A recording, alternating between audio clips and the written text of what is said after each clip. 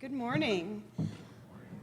I'm going to talk about pedestrian issues from kind of a big level kind of point of view. What do we need to be doing when we're doing a work zone and we're looking at pedestrians that need to go through that? And what I'm going to be speaking from is really a project that was sponsored by the Texas Department of Transportation, and they wanted us to look at how we could improve their guidelines and really help ADA fit into those guidelines. And I'm not going to address the ADA portion of this so much. I'm going to let Janet handle that and not steal her thunder. And so I'm going to talk just mostly about when you're going out to do a work zone, what do we need to be doing or thinking about? As part of this project, we developed what I call a checklist. And this really defines if you have sidewalks within the limits of your project and you know there's a potential for traffic of pedestrians going through that project, what do you then need to do? And it goes through it in 4 phases. It starts with feasibility and project assessment. That's really more the design side of things. What does the designers need to be doing as they go into this process and start thinking about pedestrians at the very first step of the project? But what I'm really going to talk about today are these last 2 phases, and these are more the construction side of things. Okay, we know we're going to do a project. What do we need to do in the interim to try and help pedestrians get through here? And so that starts with traffic control plan development, making sure pedestrian issues are considered in that. And once they've been considered into that plan, reviewing what's happening in the field, because we all know work zones are a very dynamic situation. And so to continue to look at these things and to make sure that we're considering how we're affecting pedestrians by what we're doing day to day. So when we started to look at the temporary traffic control plans for the pedestrians, we started at the manual for uniform traffic control devices. And it really gives 3 points when you're trying to talk about what do I need to do with pedestrians. The first 2 might seem real natural, like a duh kind of a moment. Don't lead them into conflicts with the vehicles. Don't lead them into conflicts with the work or the work equipment. And so you want to make sure that they have their own designated area. That seems like a simple enough task when you say it that way, but it really is very complex what you need to consider when you're doing that. The third thing then is that the path should provide a safe, convenient, and accessible route for these pedestrians. And so we need to start thinking about how is the change that we're making affecting the safety to that person? How is it affecting the accessibility of all people who want to use that route? And really start making sure that that path that you're providing during the work has the same features of the path as close as practical that you have day to day through there. Because the same people who are using it every day are going to want to use it during your work. So as we start to think about that, the first issue that really comes up is where are we going to put people during the work? Can we keep them on their same route, or do we need to close the sidewalk for some reason? Are we reconstructing the entire right-of-way so the sidewalk's going to be closed? Is it possible to keep them on the same side of the road as they've been? Can we put them in a parking area? Can we build a temporary walkway for them? Is there some way so you're not having to take that person out of their comfort area or take them out of their way to get to where they want to be? That's the convenient part of it. We don't want people to have to go above and beyond what they were normally planning to do. And then the third thing is, okay, we need to close down this entire side, so where are we going to take them? Is it another street? Is it another path? Or is it the opposite sidewalk? You know, one nice thing about pedestrians is you have that real convenient alternate route right across the street. And so we need to consider how we're going to do that. And there's a lot of points that once you have to take that person off their expected route, what we need to do. So we've decided that we're going to put them closer to traffic maybe, or closer to the work. So when you start considering that you need to put people in a situation, maybe where they're using the parking lane or the street lane, you've now put them closer to traffic than they were before. So that's impacting their safety. There's no longer that natural divide, maybe a curb line or a shoulder or a grassy area between that sidewalk and the traffic. So now how are we going to create a safe haven for those pedestrians when they're in the actual travel lane for the vehicles?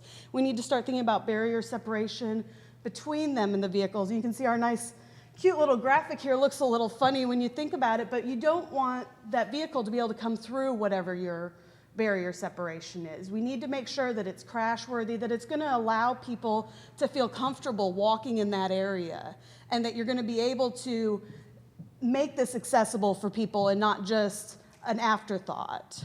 And it's the same with the work. We don't want people to be able to have the need to walk through our work area. So we want to make sure that if it's a putting the people next to this that we're also providing some separation between these modes.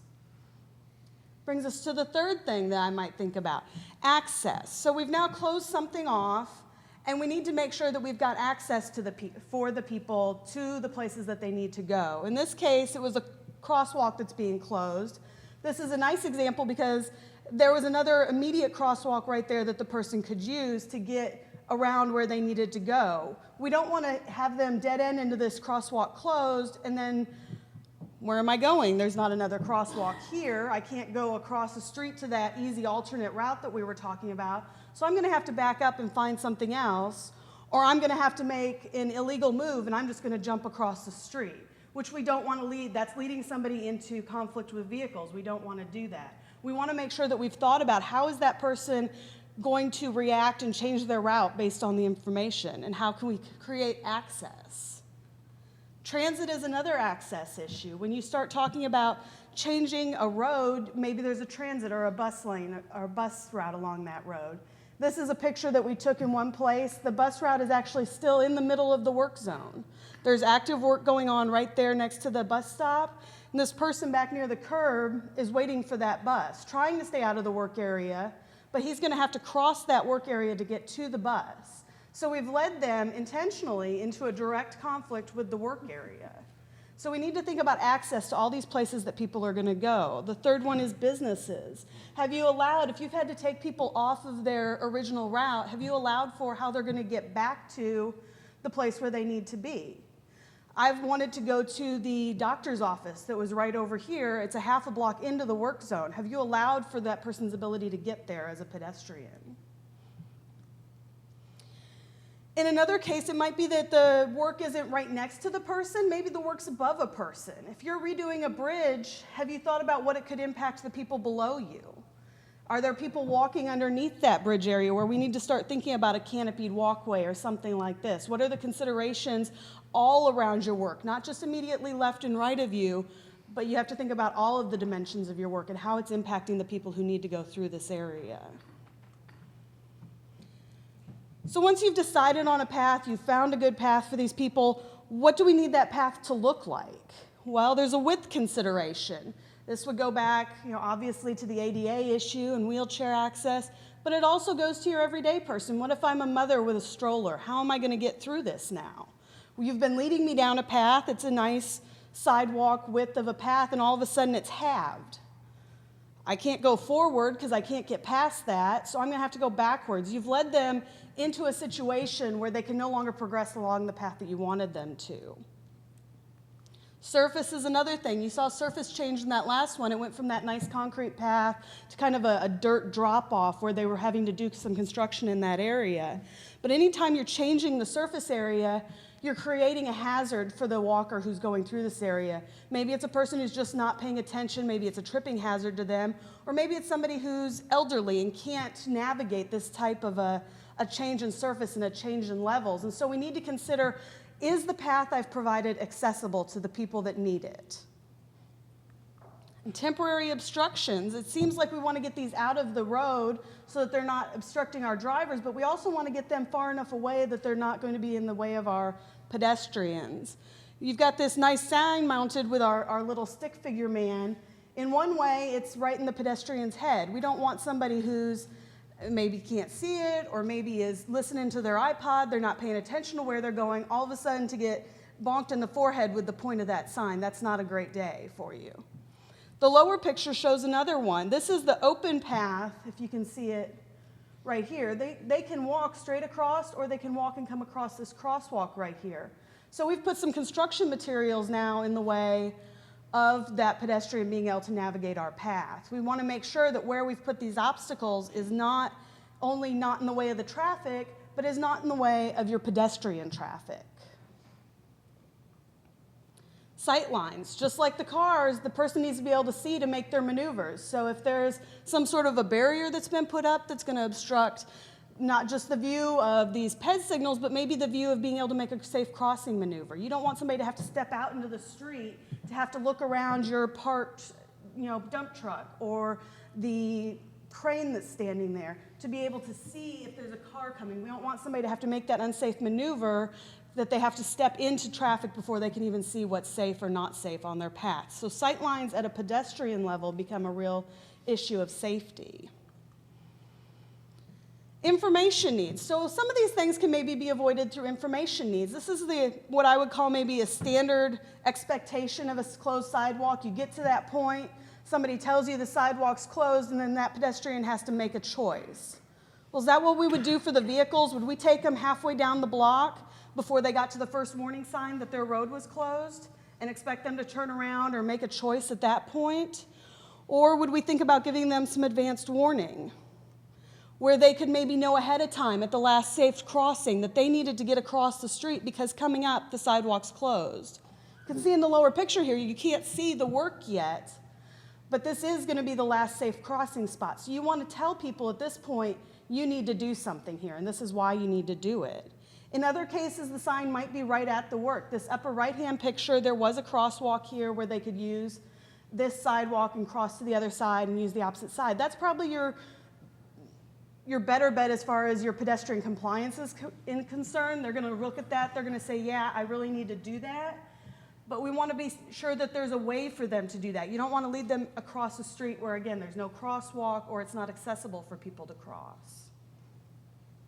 Third thing is guidance. Once you've taken them off of their expected path, you've taken them into an unfamiliar area. We want them to be able to navigate back to that familiar area.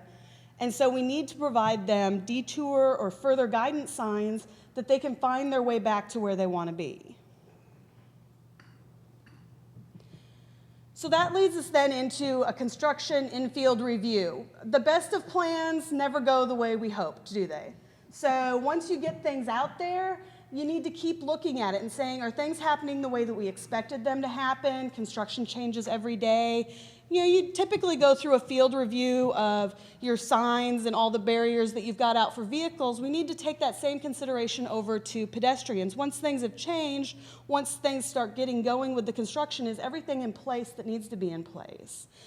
These should be happening quite frequently because I think it's more prone that people will change something in a pedestrian area thinking, oh, well, I'm keeping it out of the driver's way, so it's safe now, then they're likely to put something in the driving path. And so you need to consider, what are you moving and where are you moving it to? How are you obstructing somebody besides the vehicles? So I'm going to go through some slides now that just look at some points of maybe what we should be looking for in these in-field reviews. The first and biggest thing is, where were you intending for the pedestrians to go in your plan versus what are they actually doing in the field? And how can we make those two meet so that people are being led in where it's most convenient and most accessible to them? The first picture on the left looks great. They've provided this nice new sidewalk to lead them up around construction. But with that old sidewalk path there, it's a little bit confusing as to which one people should be on. Unfortunately, if you chose the left one, which was their old path, their original, what they expected to be doing, it's going to lead you right into this construction area. So maybe we needed some advanced warning back here to tell the person, hey, this old way that you always walked for the last 5 years, you can't do that anymore. We need you to take this new route. On the right-hand side, it was a closure that once you get to this closure, here you don't have a crosswalk available. Your best option, maybe if you're a pedestrian, you're just looking at this, is to just kind of jog around it on the right, and you can see this yellow arrow leads you to a bicyclist that's chosen to do exactly that. Just kind of jog around it on the right and keep on going, and that's probably good for a lot of us, but it's unfortunately leading into two things. You're leaving that nice flat surface that you can walk on, so you're actually taking away some of the accessibility of this area. And you're also leading into danger with the work that's going on to the right, because in this case, it's actually building construction to the right. And so we don't want to lead somebody into an unsafe area when they're going through these paths. So maybe something else needed to be done upstream to get all these people out of the way. Again, advanced warning to make sure that they don't get to this point. Transition points is another place where things can easily get undone. You're going from this nice original sidewalk here where you were intended to walk, and all of a sudden, because of this excavation here, there's dirt, there's asphalt, there's broken up concrete. How can we fix that surface to still make this our accessible path? Is that possible? Could it just be cleaned up? Is there some asphalt that could be brought in? How are we going to do this so that it can still be accessible? Or if we can't, where are we going to take those pedestrians? How do we change our plan? Because plans might have to change midstream based on what has to be done during the construction. Information at transition points. This looks pretty good. I mean, you've just come across the street. You've got this nice sidewalk closed. They're warning you about it. Unfortunately, there's no crosswalk there for the person to be able to take a right turn and go across the street. So what is this person now going to have to do? They either have to remember, it's not safe for me to cross where there isn't a crosswalk and where I'm having to go through the work zone in order to get across the street, or they're going to have to turn around, back up, go back across the street, and make that maneuver, because back away across the street on the opposite side is where the crosswalks are. You might think, you could see this from across the street, but how many of us walk every day, we're talking on our cell phone, we're doing something else, we're looking at papers. You don't realize it until maybe you're halfway over there that you're not going to be able to continue. So we want to make sure there's warning at the other side where you could actually get this information to people where they needed it. We don't want people to have to back up along their path. I don't want my car to have to get halfway down the block and back up, my person to get halfway and back up. Barriers when they're needed. This is a nice line of barricades that they've provided. They want the pedestrian to come off of their sidewalk, and it's actually going out into the street. And there's fence on the left between them and construction, and barricades between them and the right on the traffic side. Unfortunately, this isn't providing the positive protection between them and the traffic. If some car isn't paying attention and they start running into these barrels, there's nothing there that's going to keep that car from running into the pedestrian. And so we haven't created the safe way for them that we need to. This is another instance where barriers were put up in this case, and these are both pictures of the same work zone. So this barrier wall right here is the front side of this barrier wall right here. Pedestrian traffic wasn't intended to go back through this area, but unfortunately up at the front end of that barrier wall where it comes to an intersection, there's nothing to prevent them from going through this area. So people are using this as a route underneath this bridge. Instead of crossing the street and using the opposite side, they're using this side because it's accessible. We need to figure out how can we keep people from there, or if people are going to use that, how can we make that safe for them? So it's one of two considerations. Once you find that people are going where you don't want them, why? Because there was nothing preventing that, and there was no clear information that they shouldn't. And then how do we fix that? So once you've got your path in place, we really need to look at what's happening in place. This is a case where, again, the intended path was just to keep going on this sidewalk. No work was being done on the sidewalks in this job. Unfortunately, because of the way that the equipment had to be used, this path is now not accessible. So the devices we had in place aren't appropriate to the situation. How are we going to change that? This is leading them into conflict with the vehicles because they actually have to come out of their safe crossing zone in order to go out into traffic to make this crossing maneuver. So we've got to take them to a different route, or we've got to see how could we reposition this construction so it's not disturbing the pedestrian route. This is another device that's in place. This one looks pretty good. You're approaching it, and it says to use the south sidewalk. I would have an argument with south, just saying that most people don't know which direction is their south when they're walking. I don't know what direction I'm facing right now. So it's an information change maybe, but the bigger thing in this picture is that the intended sidewalk is right here, and they would normally come here and then take a right up that sidewalk. So if you get that close to this, this is what it looks like. Maybe this is overkill. Bigger is not always better for providing information to people. We maybe need to think about downsizing this to just a sign that says sidewalk closed, use other side, in order to get this pedestrian traffic to do what we wanted them to. Because most pedestrians are not going to be able to read this as they're walking by, and they're also not going to maybe think it's for them. How often do you see changeable message signs used as pedestrian guidance? This was my first time, I can tell you that. So it's not maybe what they're looking for. So bigger isn't always better. We need to think about what we're trying to do. Clear paths is another thing. We all think about getting things out of the road so that they're not in the driver's way. We don't want it to get kicked up by a driver. But a lot of times then it gets deposited on the sidewalk or in the pedestrian area. So you don't want to have these construction materials or the down sign over on this side in the way of the driver. Unfortunately, on this side too, we have some drainage issues. So the portion where we want the pedestrian to be walking maybe is muddy. So we don't want people to have to go through that type of a situation. You don't want to lead them into this type of a situation where it may be inaccessible depending on your level of walking. It's not skill, isn't the word I'm looking for, but your abilities, I guess, is the word I'm looking for.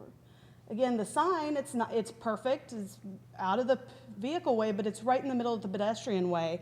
It's reducing that pedestrian way by half. So if I'm a larger wheelchair, stroller, something that's going down this way, I'm not going to have enough room there. What am I going to do? Do I have to use the street now? Have I been led into conflict with the vehicles? So conflict with the vehicles can be much bigger than just having somebody intentionally walk in the street. Again, there was access. I spoke to both of these points when I was in that first half of it. Well, we have to remember to go back and evaluate. Maybe we forgot there was a bus route here. We need to make sure now and go back and change that plan so that it meets the situation that actually is happening in field. Another thing about access that I didn't hit on before is construction vehicle access. How are your construction vehicles getting maybe from where you keep them at night out into the construction area? In this case, it was going straight across the pedestrian path, so there was a lot of dirt that had been deposited on this path by those vehicles going back and forth. There's also a lot of traffic going back and forth. So it's a conflict between your work vehicles and your pedestrians. How can we solve this? Can we change where those vehicles are being placed? Can we change where the pedestrians are moving? So I've made a lot of points, showed a lot of different things here, but I think the main things to remember are just that when you start looking at that path, it needs to be continuous and it needs to be accessible. We don't want to lead somebody halfway to some point and then not for them to be able to get the rest of the way there. It's no different than your vehicles. You don't want them to get to a closed road at the closure and not be able to get where they're going. We want to give them good information before they get there so that they can make that maneuver. And this comes through planning beforehand and in-field review, looking at what's happening in our conditions. And so if you think of that pedestrian as you're making these plans and making these reviews, as you would a motorist or a vehicle, you'll start to be able to see, I think, what am I doing to this person that I wouldn't do for the vehicle? Am I making them go someplace? Am I making them walk into a ditch? I wouldn't expect the vehicle to drive off into a ditch to avoid my lane closure. I would expect that I would give them another lane they could use. I wouldn't expect that my vehicle would get halfway down the block before they see the closure. I would give them someplace else to go, a detour route, and I would lead them on that route. So we've got to think about it in the big picture of how we're going to accommodate the pedestrians. I just have two references I'm going to show you here before I get done. This is where I took most of what I've said here today is out of this document. It's called Checklist for Accommodating Pedestrians and Temporary Traffic Control. And it's available online as a PDF. And it's really a list. This is the long format of it where you can see there's topics to be considered and then points under each of those topics. Have you thought about this? Have you thought about the second thing? And on the right-hand side, there's a lot of reference, why we've put these points in here. Is it from the MUTCD? Is it from other documents dealing with pedestrians?